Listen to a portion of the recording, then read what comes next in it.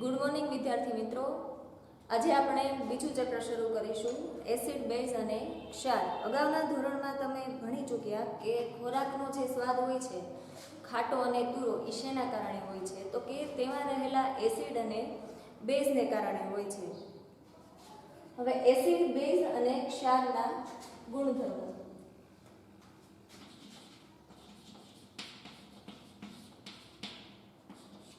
તો કે સ્વાદે કેવા હોય છે? ખાટા હોય છે।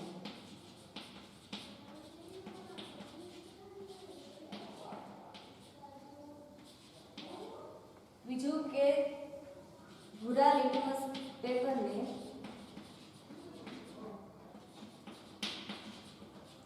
લાલ બનાવે છે।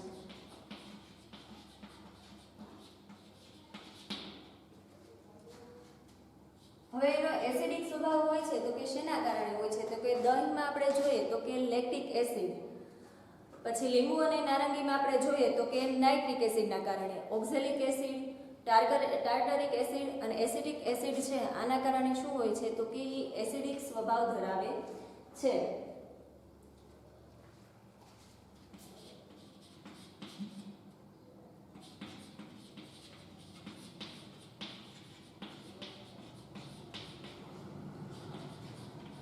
લીંબુ અને નારંગીમાં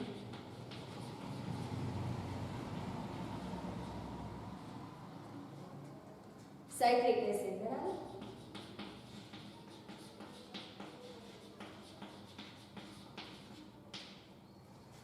હવે કોઈ કપડા ઉપર છે એ દાગ પડે, પીળા કલરનો દાગ આપણે પડ્યો હોય અથવા તો કોઈ હળદરનો દાગ પડ્યો હોય તો શું થાય? તો કે તમે એને જ્યારે સાબુથી ઘસો ત્યારે લાલ કથ્થાઈ રંગમાં ફેરફાર થાય છે એનો, બરાબર। અને હવે જો એને વધારે પાણીથી તમે ધોઈ નાખો તો પાછો શેમાં ફેરવાઈ જાય છે? પીળો રંગ। તો એ શેની અસર દર્શાવે છે? તો કે એસિટિક એસિડ છે એવું, બરાબર। હળદર છે, લિટમસ, હળદર એ કેવા છે? તો કે કુદરતી સૂચક છે। કેવા છે? કુદરતી સૂચક છે, જેને આપણે ઇન્ડિકેટર પણ કહીએ છીએ।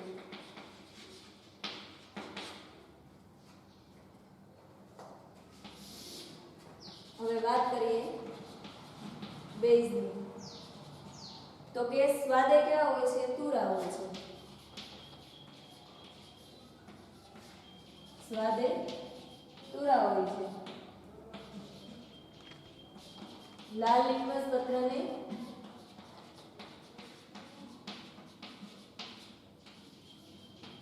ભૂરું બનાવે છે।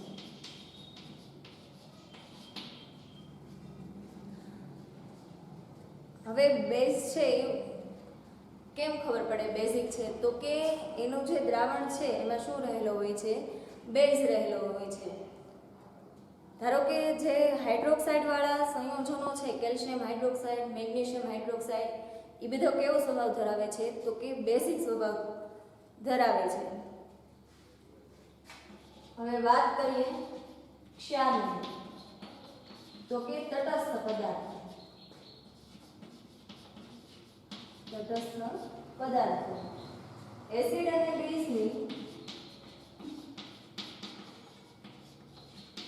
બેઝની તમે પ્રક્રિયા કરો તો શું મળે? ક્ષાર મળે। શું મળે? ક્ષાર મળે। એમાં લિટમસ પત્રની છે એ કોઈ અસર દર્શાવતું નથી। લિટમસ પત્ર પર કોઈ અસર દર્શાવતું નથી।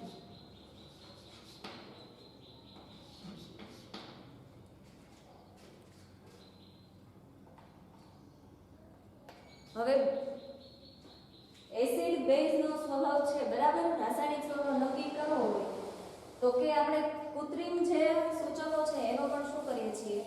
ઉપયોગ કરીએ છીએ।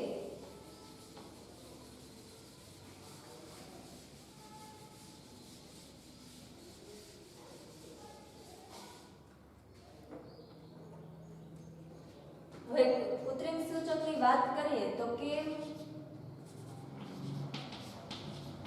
ફિનોલ્ફથેલિન,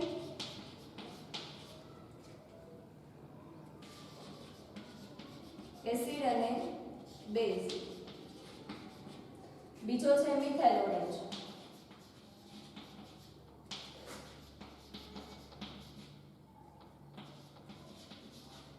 આ બે કેવા છે તો કે કૃત્રિમ સૂચક.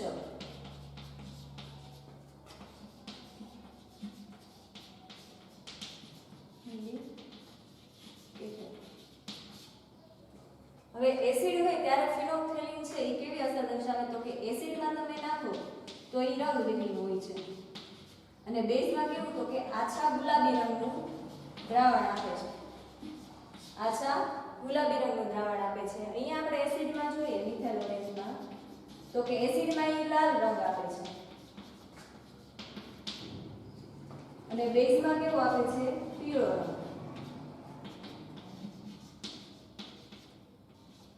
બેઝમાં પીળો રંગ આપે છે. ફિનોલ્ફથેલિન છે એમાં એસિડમાં છે એ કેવું હોય છે રંગવિહીન હોય છે. બેઝમાં આછા ગુલાબી રંગનું દ્રાવણ. મિથાઇલ ઓરેન્જ સૂચક છે બરાબર, એમાં એસિડમાં એ કેવો રંગ આપે છે લાલ રંગ આપે છે અને બેઝમાં કેવો રંગ આપે છે પીળો રંગ.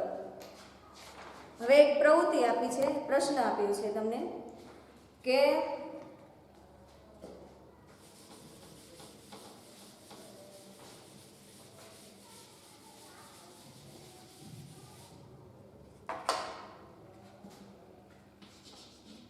ત્રણ કસનળી લઈએ છીએ આપણે.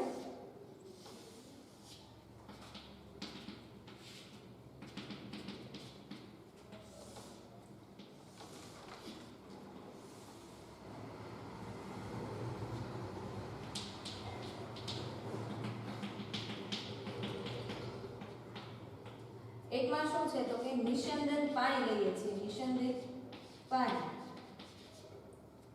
એકમાં એસિડિક દ્રાવણ અને બેઝિક દ્રાવણ લઈએ છીએ.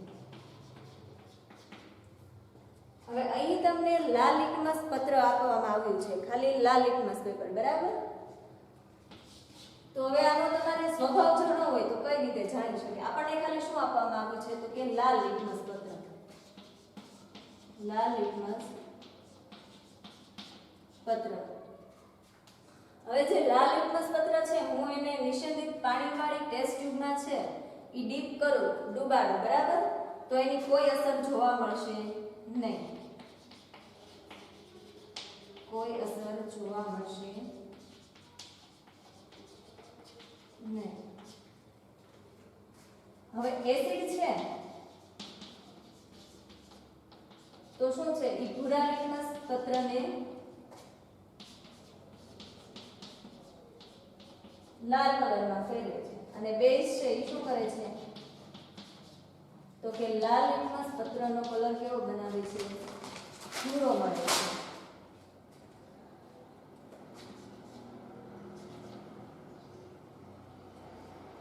એસિડમાં છે એ ભૂરા લિટમસ પત્રને શું બનાવે છે લાલ અને બેઝમાં લાલ લિટમસ પત્રને કેવો બનાવે છે ભૂરો.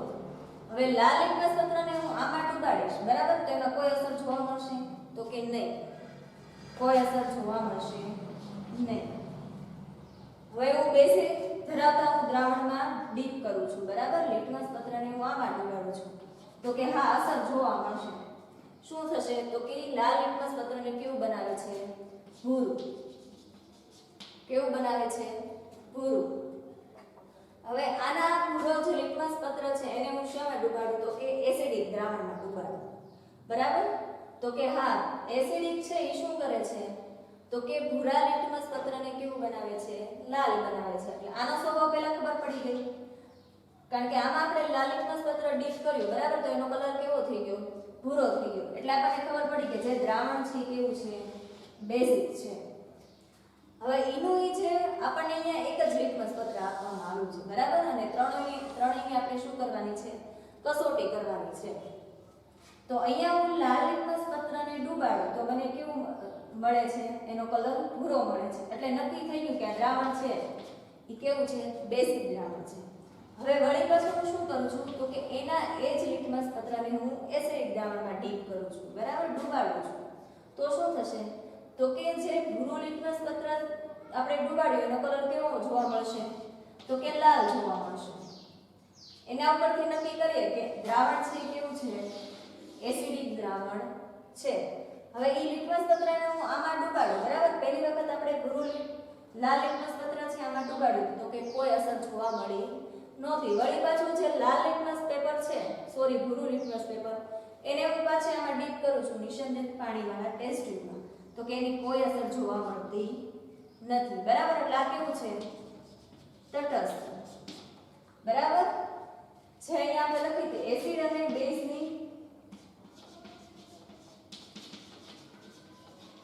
બેઝની પ્રક્રિયા કરતા મને શું મળે? ક્ષાર. તો આ કેવી પ્રક્રિયા છે? તટસ્થીકરણ પ્રક્રિયા. કેવી પ્રક્રિયા છે? તટસ્થીકરણ પ્રક્રિયા.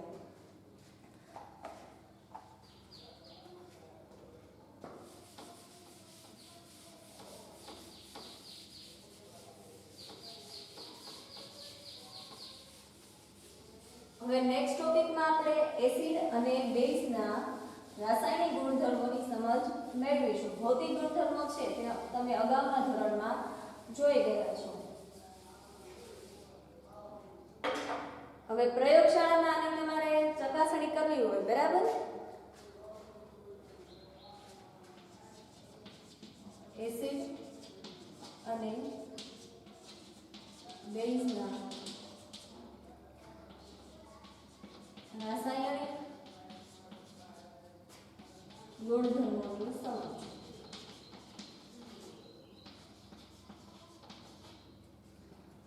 તો કે આપણે અહીં કેટલાક એસિડિક દ્રાવણ અને બેઝિક દ્રાવણના નમૂના લઈએ છીએ. હાઇડ્રોક્લોરિક એસિડ,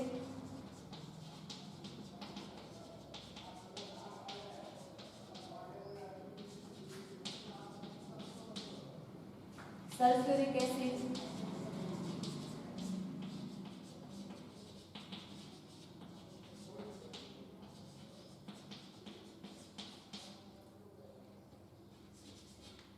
અમુક નમૂના છે એ આપણે બેઝિક ના લઈએ, બરાબર? તો કે potassium hydroxide,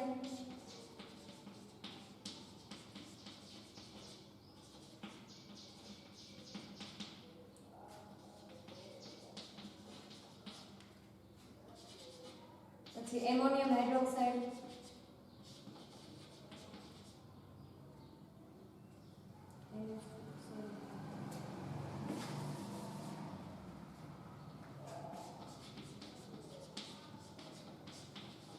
ammonium hydroxide,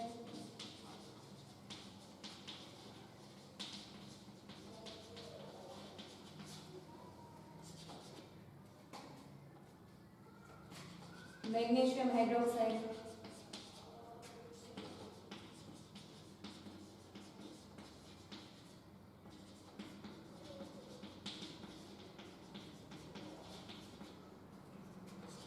calcium hydroxide,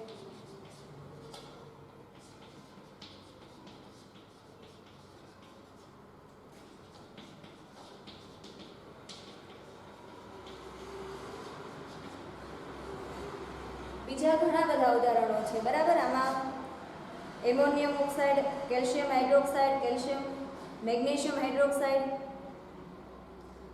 અને એસિડમાં જોઈએ તો કે નાઇટ્રિક એસિડ અને એસિટિક એસિડ.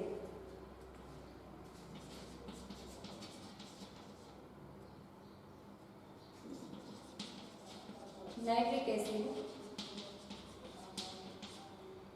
અને એસિટિક એસિડ. હવે આને શું કરીએ છીએ તો કે કૃત્રિમ સૂચક અને કુદરતી સૂચક, બરાબર? બધા આપણે જે દ્રાવણ આપ્યા છે એસિડિક અને બેઝ છે બધાની શું કરશું તો કે વોચ ગ્લાસમાં હું એક ટીપું મૂકું છું અને શું કરશું તો કે વારાફરતી એને આપણે ટેસ્ટ કરીશું કે શું રિઝલ્ટ આપે છે, કુદરતી સૂચક અને કૃત્રિમ સૂચક.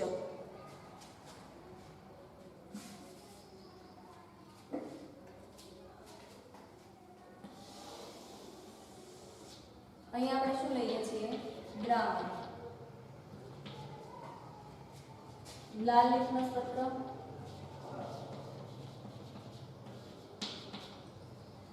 ભૂરું લિટમસ પત્ર,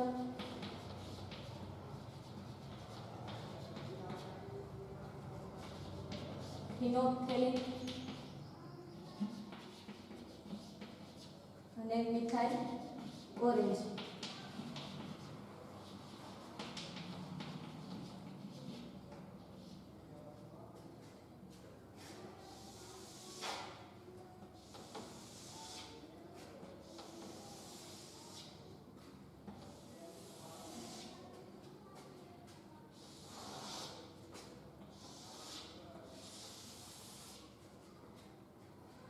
હવે દ્રાવણ લઈએ હાઇડ્રોક્લોરિક એસિડ. બરાબર, તો લાલ લિટમસ પત્ર છે એને શું બનાવશે? તો કે કોઈ અસર થશે નહીં.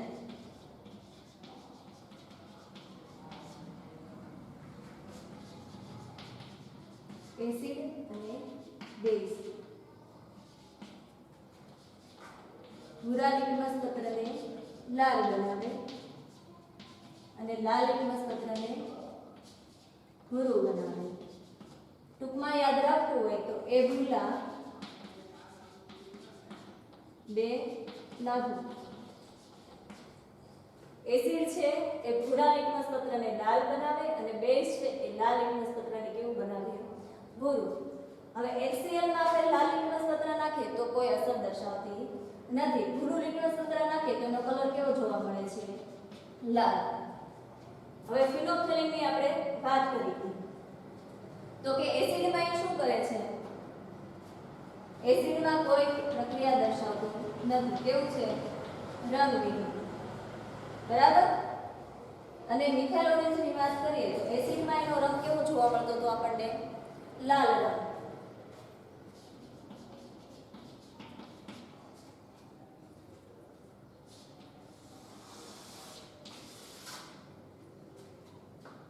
હવે સલ્ફ્યુરિક એસિડ જોઈએ તો કે લાલ લિટમસ પત્રની કોઈ અસર થશે નહીં.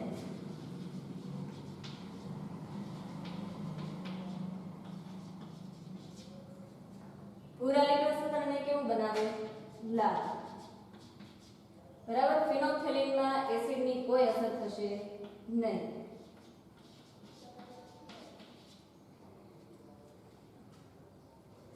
અહીંયા કેવો રંગ આપે છે? તો કે લાલ રંગ.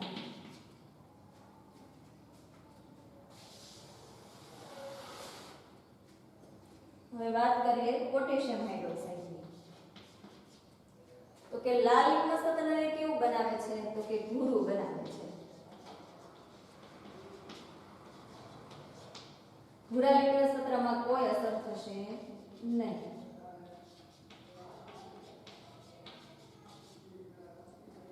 હવે ફિનોલ્ફથેલિનમાં છે એ બેઝ છે એ કેવો રંગ આપે છે? તો કે આછા ગુલાબી રંગનું દ્રાવણ જોવા મળે. આછો ગુલાબી રંગ આપે છે. એનું જે દ્રાવણ છે એ કેવું મળે છે? તો કે આછા ગુલાબી રંગનું મળે છે. અને મિથાઇલ ઓરેન્જમાં જોઈએ તો એનો રંગ કેવો જોવા મળે છે? પીળો રંગ. દ્રાવણનો રંગ કેવો જોવા મળે છે? પીળો.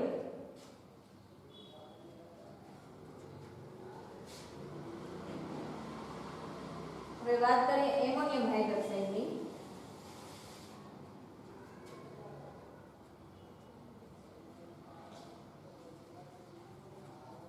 મેગ્નેશિયમ હાઇડ્રોક્સાઇડ કે એમોનિયમ હાઇડ્રોક્સાઇડ લઈએ. બરાબર. એની અસર કેવી જોવા મળશે? તો કે બેઝિક દ્રાવણમાં છે એ કેવી જોવા મળશે? સરખી જોવા મળશે. બરાબર. લાલ લિટમસ પત્ર છે એને કેવું બનાવશે? બેઝિક દ્રાવણ છે તો ભૂરું બનાવે છે.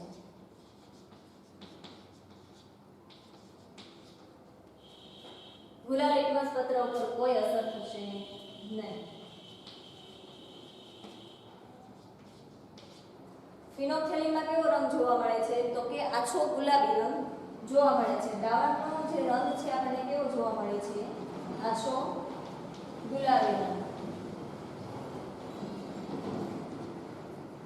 અને મિથાઇલ ઓરેન્જમાં કેવો રંગ જોવા મળે છે? તો કે પીળો રંગ.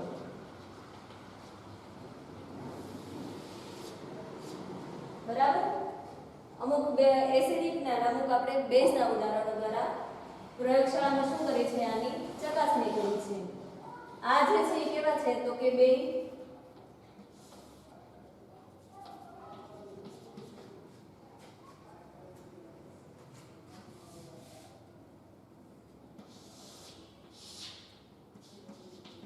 કુદરતી સૂચક.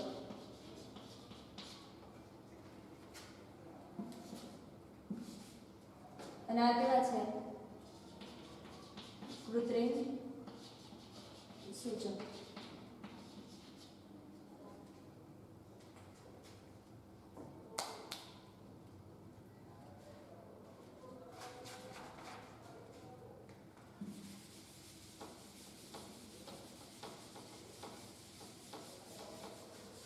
હવે વાત કરીએ ઘાણેન્દ્રિય સૂચક. અમુક સૂચક એવા હોય કે એના રંગમાં પરિવર્તન થતું નથી, પરંતુ શું થાય તો કે એની વાસમાં પરિવર્તન થાય. બરાબર, એવા સૂચકને આપણે શું કહીએ છીએ? ઘાણેન્દ્રિય સૂચક.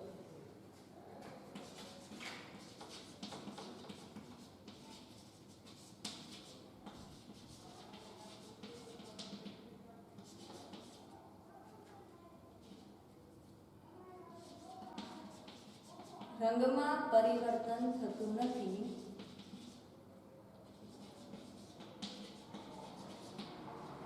પરંતુ તેની વાસમાં ફેરફાર જોવા મળે છે. એવા સૂચકને આપણે શું કહીએ છીએ? ઘાણેન્દ્રિય સૂચક કહીએ છીએ.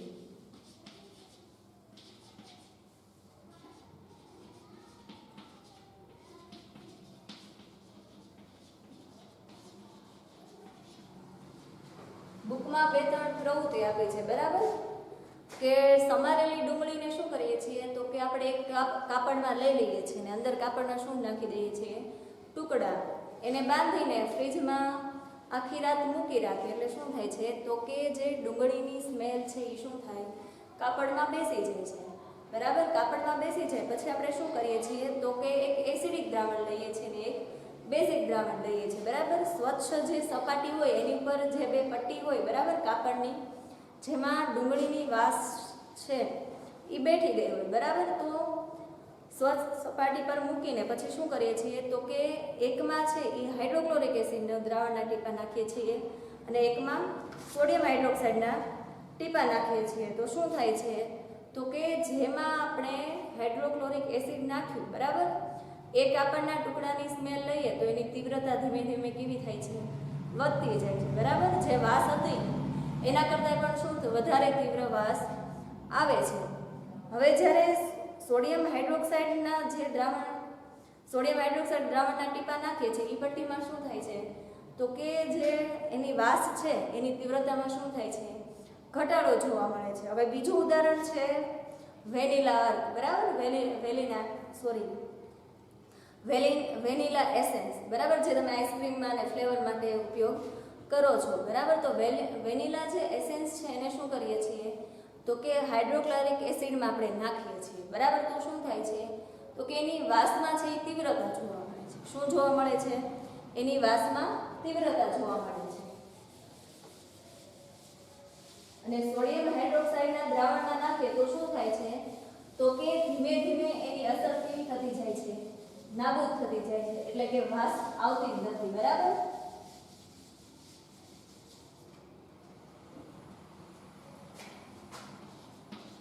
વેનીલા અર્ક. એસિડિકમાં શું થાય છે તો કે એની વાસની તીવ્રતા વધતી જાય છે.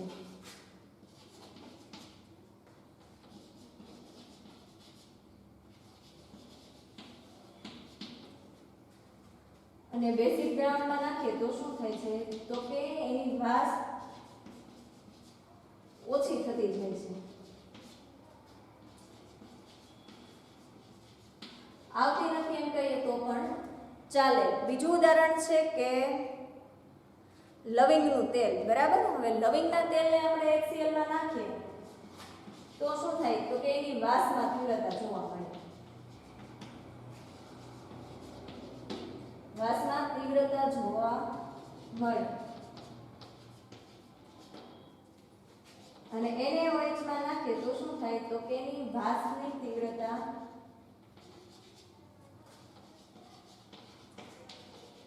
ઘટતી જાય છે. બરાબર. એસિડિક દ્રાવણમાં નાખીએ તો શું થાય તો કે એની વાસની તીવ્રતામાં વધારો થાય છે અને બેઝિક દ્રાવણમાં નાખીએ તો શું થાય તો કે એની તીવ્રતા છે એ કેવી થઈ જાય છે ઓછી થઈ જાય છે.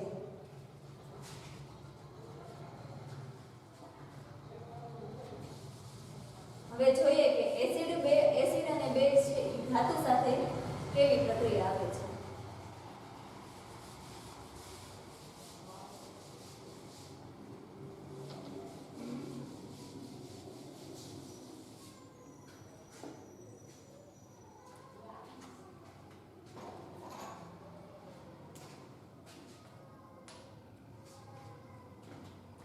એસિડ અને બેઝની ધાતુ સાથેની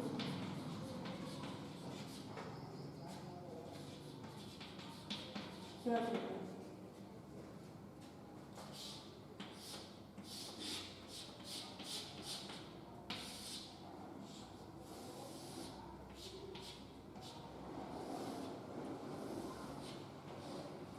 અહીંયા શું છે તો કે સ્ટ્રેન્ડ એની સાથે શું કર્યું છે તો કે કસનળી લીધી છે. બરાબર. કસનળીમાં શું છે તો કે નોનસલ્ફ્યુરિક એસિડ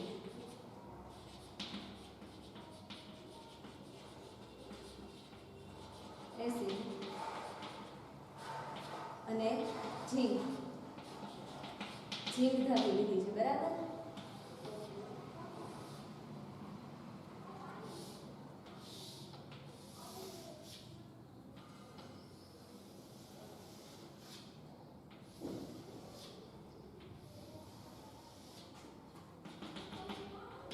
વિમોચન નળી છે એને શું કરીએ છીએ તો કે પાત્રમાં જે સાબુનું દ્રાવણ ભર્યું છે એમાં શું કરવામાં આવે છે તો કે ડુબાડવામાં આવે છે. સાબુનું દ્રાવણ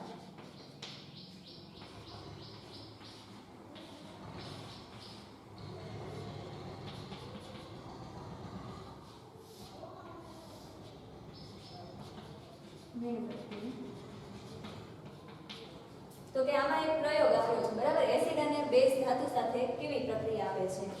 આ શું છે વિમોચન નળી.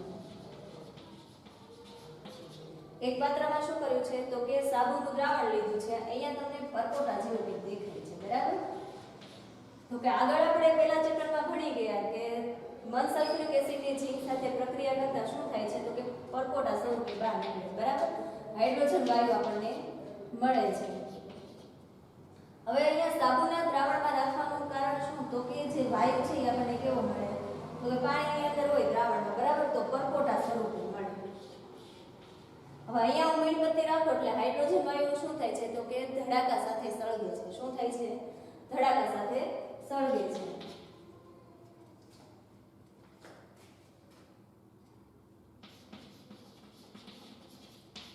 એસિડની ધાતુ સાથે પ્રક્રિયા કરીએ છીએ. બરાબર. તો આપણને શું મળે છે ઝીંક સલ્ફેટ અને હાઇડ્રોજન વાયુ. બરાબર. અહીંયા શું મળે છે તો કે હાઇડ્રોજન વાયુ. નોનસલ્ફ્યુરિક એસિડની ઝીંક સાથે પ્રક્રિયા કરતા આપણને ઝીંક સલ્ફેટ અને શું મળે છે હાઇડ્રોજન વાયુ. હવે HCl સાથે પ્રક્રિયા કરીએ. ધાતુની HCl સાથે પ્રક્રિયા કરતા આપણને શું મળે છે સોડિયમ ક્લોરાઇડ NaCl2 વત્તા હાઇડ્રોજન વાયુ. અહીંયા હાઇડ્રોજનના 2 અણુ છે અને અહીંયા ક્લોરીનના કેવા છે 2 અણુ છે. જો મને 2 આરે ગુણું તો હાઇડ્રોજનના 2 અણુ અને ક્લોરીનના 2 અણુ પ્રક્રિયા કેવી થઈ ગઈ બેલેન્સ. બરાબર. ધાતુ સાથે પ્રક્રિયા કરતા આપણને શું મળે છે તો કે હાઇડ્રોજન વાયુ મળે છે. બરાબર.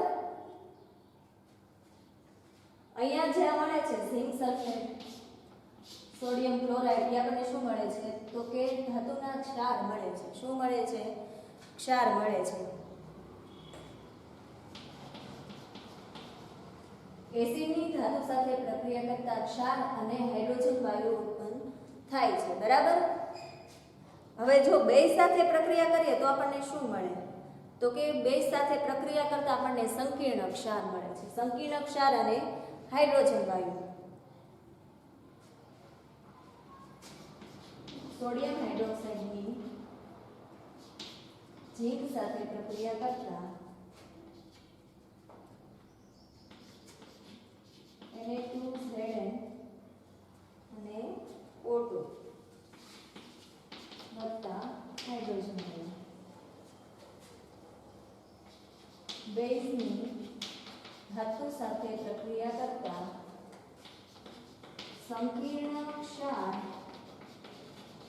અને હાઇડ્રોજન વાયુ. આના +2 ઝીંકના +2 અને ઓક્સિજનના -2 એટલે બે ઓક્સિજનના અણુ એટલે 4. સોડિયમનો +1 ઝીંકનો +2 અહીંયા 2 +2 અને -4 કેન્સલ, બરાબર. રિએક્શન કેવી છે? સંતુલિત. અહીંયા સોડિયમના 2 અણુ, ઓક્સિજનના 2 અણુ અને હાઇડ્રોજનના 2 અણુ, બરાબર. પ્રક્રિયા કેવી થઈ ગઈ? સંતુલિત. બેઝની ધાતુ સાથે પ્રક્રિયા કરતા આપણને શું આપે છે? સંકીર્ણ ક્ષાર અને હાઇડ્રોજન વાયુ. અને શું કહીએ છીએ આપણે? સોડિયમ ઝીંકેટ. એસિડની ધાતુ સાથે પ્રક્રિયા કરતા આપણને ક્ષાર આપે છે અને હાઇડ્રોજન વાયુ આપે છે. અને બેઝની ધાતુ સાથે પ્રક્રિયા કરતા આપણને સંકીર્ણ ક્ષાર અને હાઇડ્રોજન વાયુ મળે છે.